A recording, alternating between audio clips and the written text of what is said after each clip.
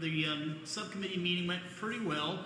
We didn't get to, they didn't decide on anything, so the bills that we're concerned with are going to, most of them were adjourned for later debate. That means that they're being deliberative about it.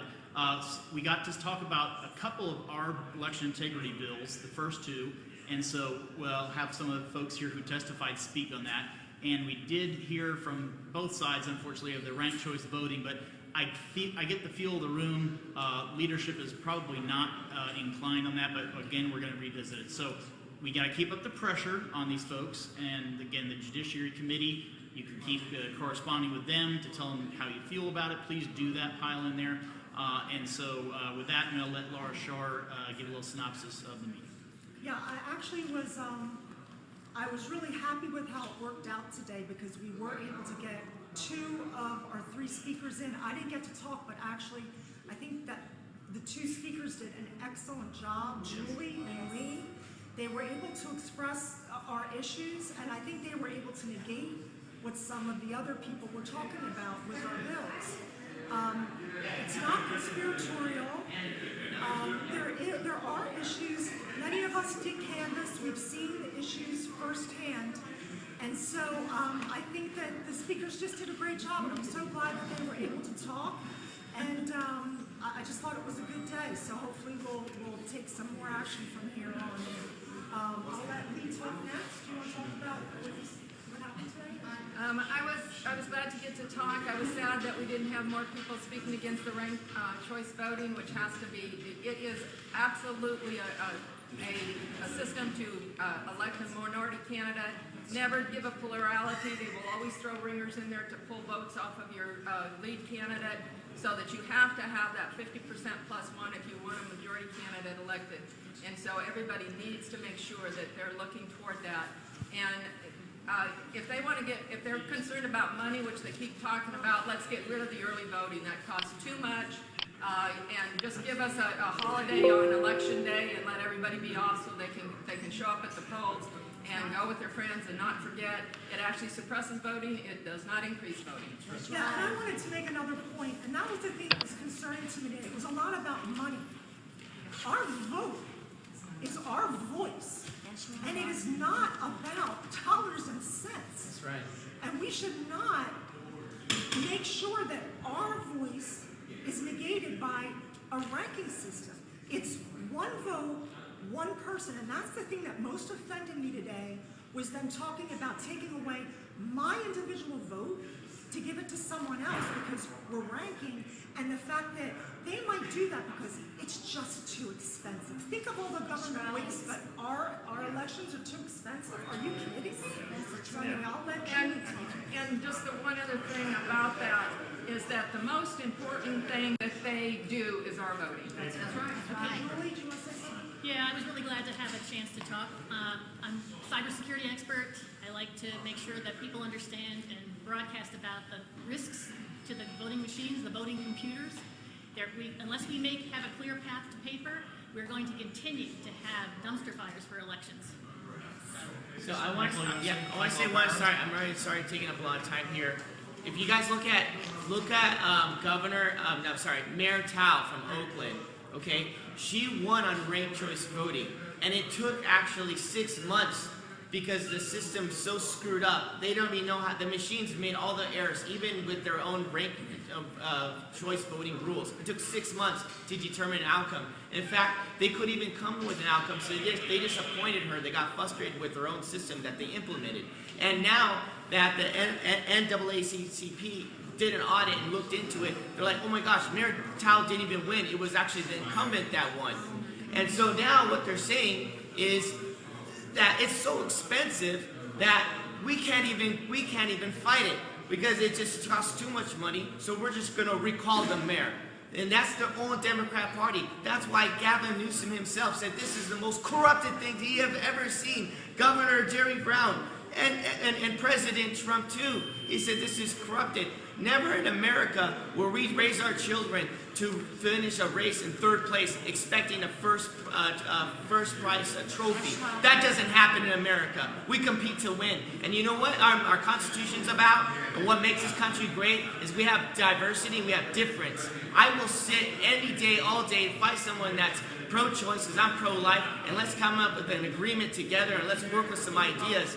But this ranked choice voting system gets rid of all of that. All it does is make sure that the elected leaders are respond to one person only. Who's bringing the biggest check?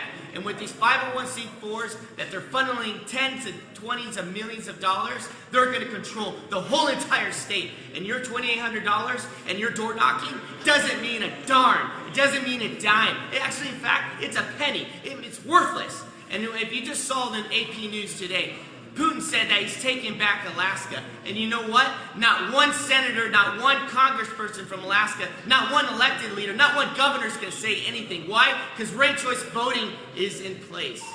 So that's why we have to get rid of it. Well, yeah, I have good news. I talked to the chairman earlier and asked him why is the implementing ranked choice voting ahead of banning it. We didn't even get to hear the bill on banning it, and he said they actually have no plans of moving ranked choice voting out of committee. So that is good to hear. That was the point of the hearing. It was exceedingly telling that the ACLU and the League of Women Voters were the people, who were pushing that. It's sponsored by a Democrat, but perhaps what's most telling and concerning for me, I'm very glad that the chairman's not moving it. I'm glad we have Republicans that are willing to stand up against it. But it was a Republican member, Representative Neil Collins, who actually is co-sponsoring it and said, we need this because we have too much partisanship in our elections. This will force candidates to get along. Like, what? We need to get candidates to get along. No, candidates need to be honest with the voters about where they stand on tough issues. What we don't need tolerable, moderate candidates. We need principled candidates who are honest with voters. And so, ranked choice voting is a failed system. It would be abysmal for South Carolina, and I'm very glad to hear that they're not going to let it out of committee. If it ends up getting out, we're going to fight tooth and nail to make sure it doesn't happen. Like I said, it was just so telling to see who was supporting it and who was opposing it. And you did a fantastic job.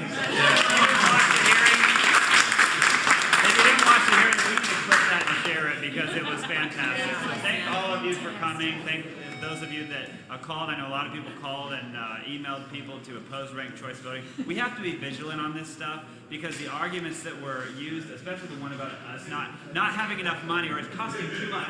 Our elections are costing too much. We spent money on food and wine festivals and horse races and orangutan exhibits and adult art classes to the tune of millions of dollars last year. But to have real runoff elections, that costs too much. Like, that's ludicrous. That's one of the main it's the core government functions that we should be involved in. So thank you all for helping us kill that. Thank you to the chairman for saying that you're going to oppose it.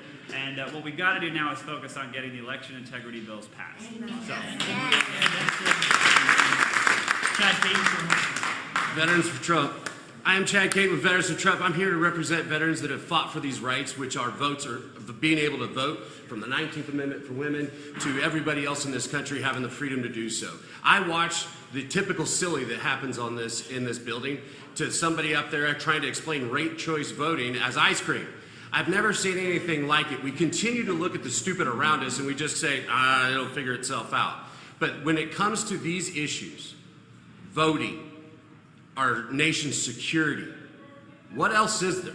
That's right. If we don't have our voting and feel confident in the transparency that is there, then all of my brothers and sisters at Veterans for Trump, those that have served for this country, and even more, those that came home with the American flag over their casket, we are turning a blind eye to all of those heroes. I'm not trying to be dramatic. I'm being real. And I want to bring some perspective here real quick. Our SCGOP chairman, Drew McKissick, said there's nothing wrong with our vote. Everything's fine. To the point where he actually tried to take a phone from Nancy Ross, a independent journalist, when she was asking about the very machines that our cybersecurity said can be hacked. And some guy with a pen in Georgia. I saw that myself. We have people that are not working for the people. Today, I was proud to stand with all of these patriots because, again, this isn't dramatics. This is real life. Get off the couch, get involved. We have a republic to save. Thank you, everybody, for being here. Thank you for letting me speak. Thank you. All right, we're going to wrap this up. Just stay vigilant, keep an eye on what's going on in the Judiciary Committee, and let those folks know how you feel. Thanks for joining us. We'll see you next time.